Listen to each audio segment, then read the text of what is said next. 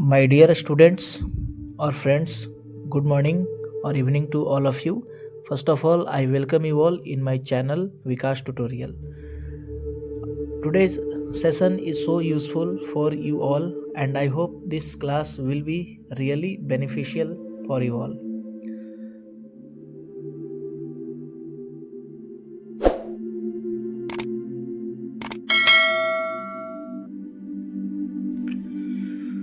So, this is our first question. What were the main social, economic, and political causes of the French Revolution, and how did these factors contribute to the eventual overthrow of the monarchy? देखिए, question जो है इसका Hindi version भी आएगा। कहता है कि फ्रांसीसी क्रांति के मुख्य सामाजिक, आर्थिक और राजनीतिक कारण क्या थे। 3 तरह के कारणों का वर्णन करना है। एक कारक अंततः राजशाही के पतन में कैसे योगदान करते हैं, मतलब कि मोनार्की सिस्टम कैसे खत्म हुआ, इसके बारे में एक्सप्लेनेशन मांगता है क्वेश्चन। लिखा है कि the main causes of the French revolution included social inequality, economic hardship and political discontent. 3 तरह के जो है मेन कारण थे, social inequality, economic hardship and political discontent. ये रूस में चल रहा था, फ्रांस में चल रहा था। Socially the state system divided society into 3 states, with the third state's commoners bearing the tax burden despite having little political power। यानी कि जो थर्ड स्टेट थे उनको किसी भी तरह का फैसिलिटी भी नहीं था और वो टैक्स बियरर थे, टैक्स देने वाले थे, सारे टैक्स को वही ढोते थे।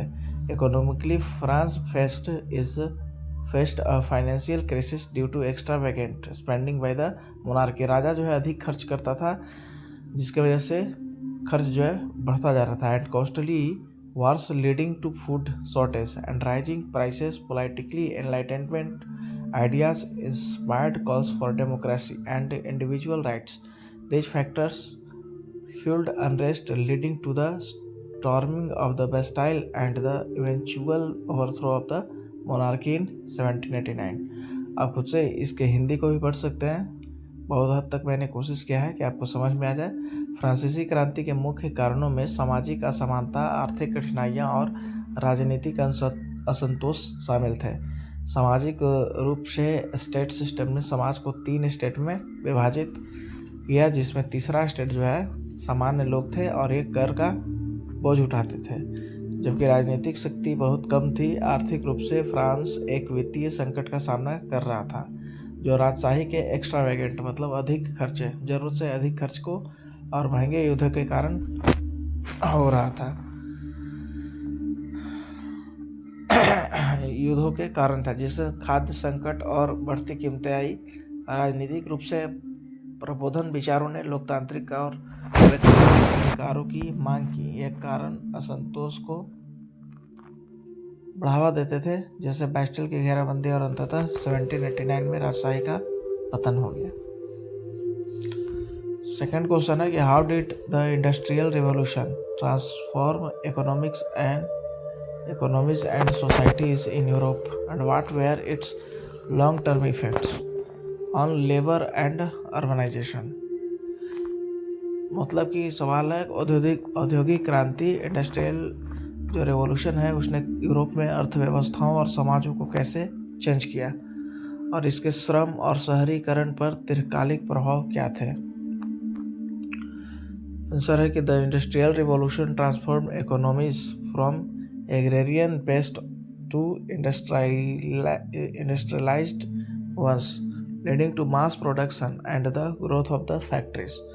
This shift resulted in urbanization as people migrated to cities for work, significantly changing social structures। Long-term effects included the rise of a working class, improved transportation and communication, and advancements in technology। However, it also led to harsh working conditions, child labor and environmental degradation, prompting labor reforms and the establishment of workers' rights movement। चलिए Hindi version में देख लेते हैं क्या कहता है Hindi medium.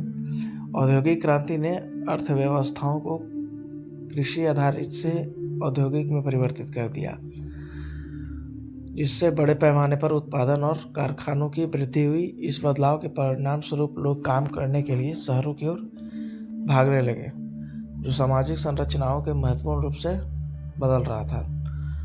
लंबे समय दीर्घकालिक प्रभाव में लंबे समय के प्रभाव में श्रमिक वर्ग का उदय, परिवहन और संचार में सुधार, प्रौद्योगिकी में उन्नति शामिल थी। हालांकि इसने कठोर कार्य स्थितियाँ, बाल श्रम और पर्यावरणीय क्षति को भी जन्म दिया, जिससे श्रमिक सुधारों और श्रमिक अधिकारों के आंदोलनों की स्थापना हुई। थर्ड क्वेश्चन है कि discuss the significance of the treaty of Versailles in shaping post world war one Europe and the factors that led to the rise of totalitarianism regimes in the 1930s। Versailles की संधि का महत्व क्या था? यह प्रथम विश्व युद्ध के बाद यूरोप को कैसे आकार दिया और 1930 के दशक में तानाशाही शासन के उदय के लिए कौन से कारक जिम्मेदार थे? बहुत सारे इसमें थे जिम्मेदार कारक factors. The treaty of Versailles signed in 1919 imposed heavy reparation and territorial losses on Germany। Germany को बहुत लॉस हुआ इसमें। वर्साई की संधि 1919 में लागू की गई। क्षतिपूर्ति को लेकर जितने भी यूरोप के कंट्रीज को क्षति हुआ था, खास करके एलाइज कंट्री को, उसकी भरपाई जो है जर्मनी को ही करनी थी। This environmental facilitate the rise of totalitarian regimes like Hitler's Nazi Germany and Mussolini fascist Italy, as leaders promised national rejuvenation and economic recovery. The treaty's failure to address the underlying issues of the nationalism and economic hardship contributed to political extremism, ultimately leading to World War II। इस तरह से world war 2 हो गया।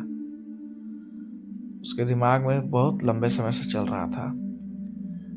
4 number है analyse the role of the United Nations in addressing global conflicts and promoting human rights since its establishment in 1945। संयुक्त राष्ट्र की भूमिका का विश्लेषण करें, जो 1945 में स्थापित होने के बाद से वैश्विक संघर्षों का हल करने और मानवाधिकारों को बढ़ावा देने में लगे हुए हैं। The United Nations was established in 1945 to promote peace, security and cooperation among nations. It has played a crucial role in addressing global conflicts through peacekeeping missions, mediating disputes, and providing humanitarian assistance.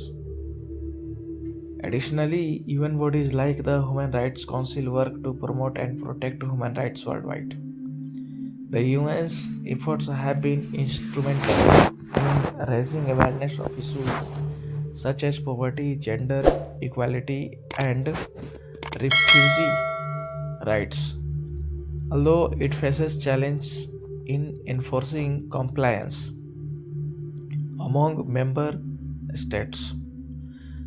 Hindi में देख लेते हैं। संयुक्त राष्ट्र की स्थापना जो है 1945 में शांति, सुरक्षा और राष्ट्रों के बीच सहयोग को बढ़ावा देने के लिए की गई थी। इसने शांति स्थापना मिशनों, विवादों को मध्यस्थता करने और मानवतावादी सहायता प्रदान करने के माध्यम से वैश्विक संघर्षों को हल करने में महत्वपूर्ण भूमिका निभाई है। इसके अतिरिक्त मानवाधिकार परिषद जैसे यूएन निकाय मानवाधिकारों को बढ़ावा देने और उनकी रक्षा करने के लिए कार्य करते हैं। यूएन के प्रयासों ने गरीबी, लिंग समानता और शरणार्थी अधिकारों जैसे मुद्दों के प्रति जागरूकता बढ़ाने में महत्वपूर्ण भूमिका निभाई है। हालांकि इसे सदस्य देशों के बीच अनुपालन लागू करने में चुनौतियों का सामना करना पड़ता है। कोई किसी की सुनता ही नहीं है। जो शक्तिशाली देश होते हैं वो यूएन की भी नहीं सुनते हैं। इसलिए यहाँ पे लिखा है कि चुनौतियों का सामना करना पड़ता है।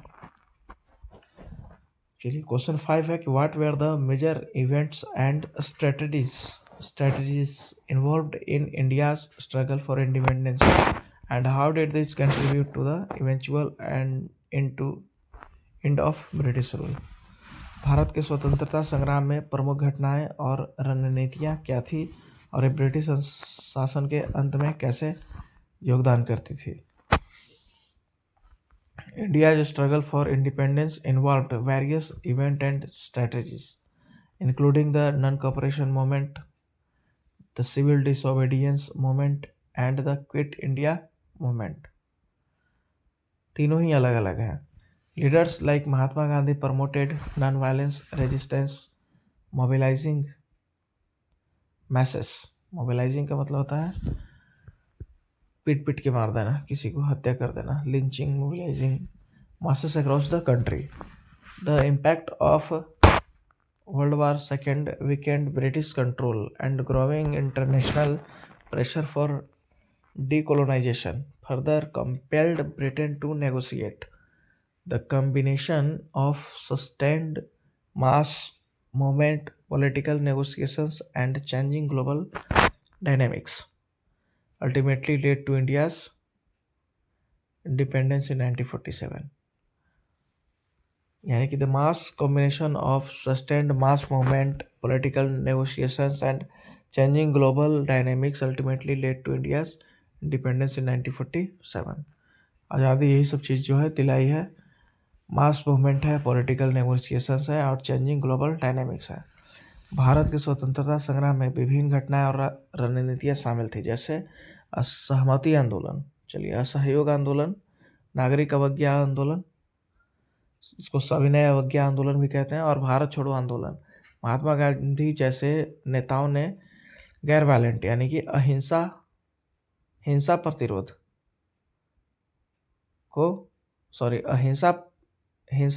को बढ़ावा दिया, जिससे देश भर में जन संघर्ष हुआ। द्वितीय विश्व युद्ध का प्रभाव ब्रिटिश नियंत्रण को कमजोर कर दिया और उपनिवेशीकरण के लिए अंतर्राष्ट्रीय दबाव ने ब्रिटेन को बातचीत करने के लिए मजबूर किया। लगातार जन आंदोलनों, राजनीतिक वार्ताओं और बदलती वैश्विक परिस्थितियों के संयोजन ने अंततः 1947 में भारत की स्वतंत्रता की ओर अग्रसर किया और फाइनली इंडिया जो है गॉट फ्रीडम। इन सारे क्वेश्चंस को आप रिवीजन करें, ये बहुत ही इम्पोर्टेंट क्वेश्चन है, एग्ज़ाम के लिए बहुत ही ज़्यादा इम्पोर्टेंट है।